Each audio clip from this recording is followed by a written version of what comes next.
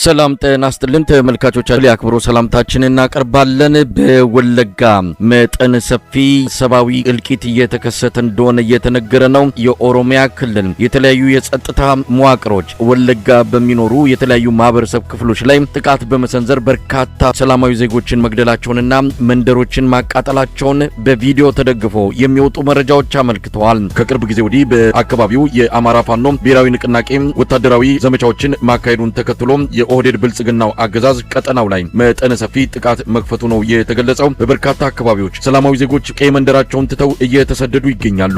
ሁኔታው እጅግ አስከፊ ነው። ወደ ስደት መውጣት ያልቻሉ በየቦታው ወድቀው ቀርተዋል። ዓለም አቀፉ ማህበረሰብ በአስቸኳይ እንዲደርስላቸው ጥሪ እያሰሙ ይገኛሉ። በሌላ በኩል በጉራጌም እንደዚሁ የኦሮሚያ ብልጽግና ታጣቂ ኃይሎች ጥቃት እየሰነዘሩ ነው። በጥያና ሱተን በተፈጸመ ጥቃት የአካባቢው ባለስልጣናት ሳይቀሩ አካባቢውን ትተው እንዲሄዱ አድርጓቸዋል። በወለጋና በጉራጌ ያለውን ሁኔታ በተመለከተ ከዘውትር ተሳታፊያችን ጋር አጠር ያለ ቆይታ አድርጋለሁ። እንግዲህ ሁኔታው እጅግ አስጊ ነው፣ አስፈሪ ነው። መጠነ ሰፊ ጥቃት ነው ወለጋ ላይ የተከፈተው። ጉዳዩን በተመለከተ እስካሁን ከአገዛዙ ምንም አይነት መግለጫ የተሰጠ የለም። ህዝብ እያለቀ ነው፣ መንደሮች እየተቃጠሉ ነው፣ ከፍተኛ ሰብአዊ እልቂት ከፊት ይጠብቀናል ብለው የሰጉ ወገኖች እግራቸው ወደ አመራ ስደት መውጣታቸውን የሰማ ነው። ምንድነው ወለጋ እየሆነ ያለው? በአጠቃላይ አስታውስ ከሆነ የአንሻ ሰይድ አራተኛ እዝ ከሰሞኑ በአገዛዙ ጦር ላይ ከፍተኛ የሆነ ድል መቀዳጀቱን ተከትሎ የኦሮሚያ የተለያዩ ወታደራዊ አደረጃጀቶች በዚህ አካባቢ የዘር ጭፍጨፋ እየፈጸሙ ነው። ይሄን የዘር ጭፍጨፋ በድብቅ አይደለም እየተካሄደ ያለው። በተለይ በምስራቅ ወለጋና በሆሮ ጉድሩ ጂዳያና አንገርጉትንና አቢ ደንጎሮ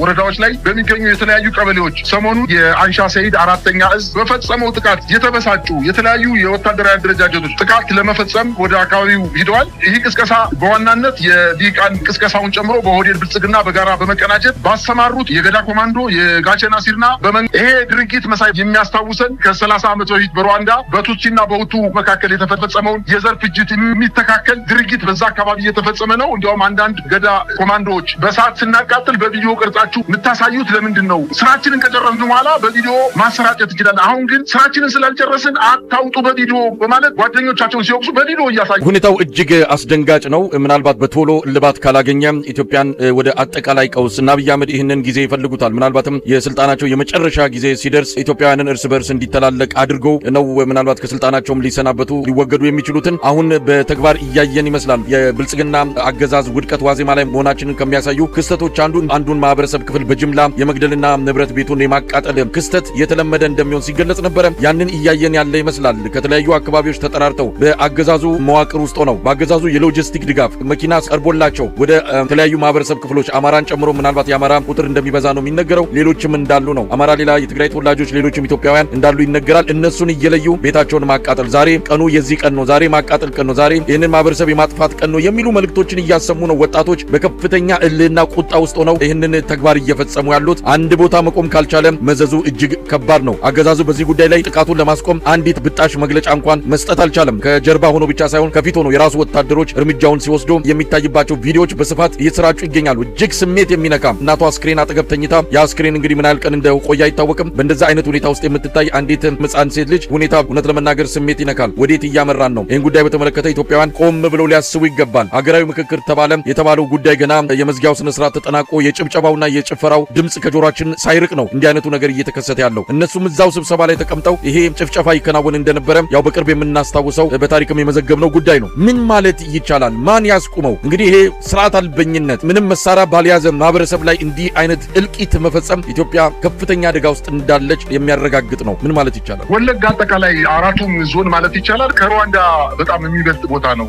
እዛ አካባቢ የሚኖረው የአማራና የትግራይ ወይም ከኦሮሞ ውጪ የሚኖረው ማህበረሰብም እጅግ በጣም ቁጥሩ ብዙ ነው። ከአካባቢው ማህበረሰብ ጋር ተሰናስሎ ተጋብቶ ተዋልዶ እየኖረ ያለ ማህበረሰብ ነው። ሌላ ሀገር የለው። ልክ እንደ ሩዋንዳው እንደ ቱትሲ ስደተኞች በገፍ ከሳቱ ከሞቱ አጠቃላይ የኦሮሚያ ልዩ ኃይል በሚወስዱት እርምጃ ሸሽተው ወዴት እንደሚሄዱ እንኳን አያውቁም። በዛ በኩል ቤንሻንጉል ጉሙዝ ነው፣ በታች በኩል ጋምቤላ ነው። ወደ መሀል ሀገር ቢመጡ ምስራቅ ወለጋን አልፎ ቢመጡ ሌላ ኦሮሞ ክልል ላይ ያለው የት እንደሚሄዱ እንኳን አያውቁም። ጫካ ውስጥ ከብቶቻቸውን መንዳት አቅቷቸው ከመሃል ላይ መንገድ ላይ አስፋልት ላይ ትተዋቸው የሄዱን ከብቶች እንግዲህ ከብትን የሚበቀል ስርዓት ነው የመጣው። አርደው መብላት ይችላሉ እኮ ነድተው ወደ ሌላ ቦታ መውሰድ ይችላሉ። ነገር ግን በቀል እየተፈጸመ ነው። በነገራችን ላይ ይህ ነገር በቀላሉ የሚታይ ነገር አይደለም። መንግስት የሚፈልገው ስለሆነ ነው። ይህ ነገር እንዲፈጠር ስለፈለገ ነው መግለጫ መስጠት ያልፈለገው እንጂ እነዚህ በጠቀስኩልህ በጊዳያና በሌሎች በሶስት ወረዳዎች በጠቀስኩልህ ወረዳዎች ላይ እየተፈጸመ ያለው አጠቃላይ ጭፍጨፋ ብሔር ተኮር የሆነ የዘር ጭፍጨፋን በደንብ አድርጎ የሚያሟላ በዓለም አቀፍ የተወገዘ ምናልባትም ምናልባትም ይሄን መንግስት በተባበሩት መንግስታት የዘር ጭፍጨፋ ወንጀለኝነት ሊያስጠይቅ የሚችል ድርጊት ሆኖ ያለ ነገር ግን የሚዲያ ሽፋን እንዳይሰጠው በሚዲያ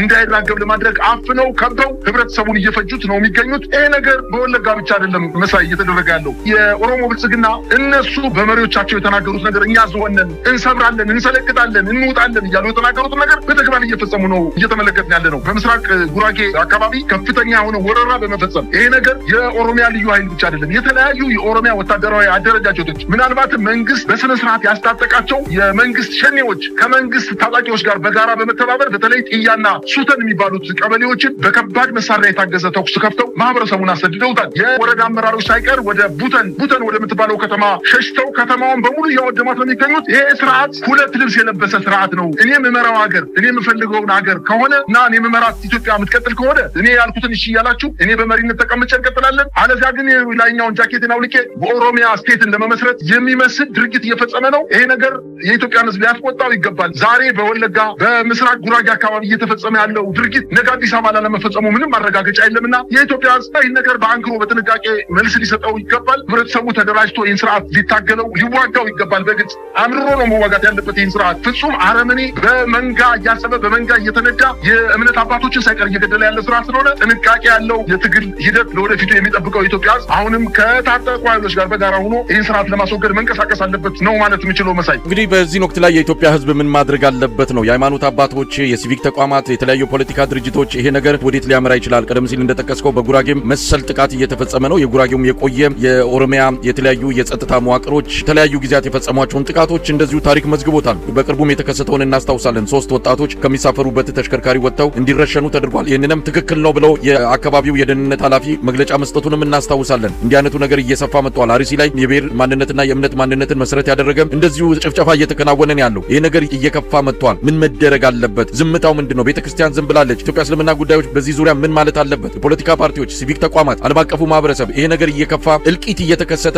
በአይናችን በቪዲዮ እየተቀረጸ እያየን ምን እስኪፈጸም የምንጠብቅ እንደሆነ ግራ የሚያጋባ ጉዳይ ነው። እስቲ ምን መደረግ አለበት? ሚዲያዎች እንግዲህ መጮህ አለባቸው በህብረት በአንድ ድምጽ። በውጭ የሚገኙ አንዳንድ የኦሮሞ የፖለቲካ ቀንቃኞችም ይህን ጉዳይ እንዲረግም ማድረግ አለባቸው። በእሳቱ ላይ ቤንዚን ከማርከፍከፍ መቆጠብ እንደሚገባቸው ይታመናል። ነገር ግን እያደረጉ ያሉት አንዳንዶቹ ይልቅስ ነገሩ እንዲከፋና እንዲቀጣጠል የማድረግ ሚና ሲጫወቱ ነው እያየን ያለ ነው። በአጠቃላይ ምን መደረግ አለበት? ኢትዮጵያ ወደ ለየለት እልቂት እንዳገባ በዋናነት የኦሮሞ ልሂቃኖች የፖለቲካ ልሂቃኖች እየቀሰቀሱት ቅስቀሳ በዚህ ሳምንት ውስጥ እጅግ በጣም በታሪክ የሚያስጠይቃቸው ምናልባትም መሳሪያ ምላጭ ከሳቡት ታጣቂዎች በላይ ሊያስጠይቃቸው ህብረተሰቡን በጅምላ እንዲያስብ ያልተፈጸመ ድርጊትን እንደተፈጸመ አድርገው የዛ አካባቢ የአንሻ ሰኢድ 4ኛ እዝ የፈጸሙት በአገዛዙ ጦር ላይ መሳሪያ የታጠቀ ሊገላቸው የመጣን ኃይል አጅብተው ጠብቀው መተውታል።